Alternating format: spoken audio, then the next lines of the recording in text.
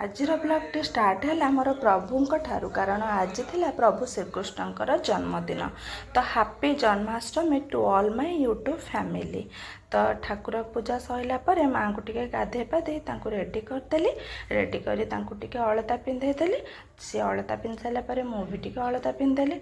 पिंधि सारा पर एबे आसिली रोषे करिया को। तो आज तो जन्माष्टमी से बेसी किसी आइटम बन नी। अरुआ प्रसाद को डालमा ता सहित भजा और आंब काकुड़ी।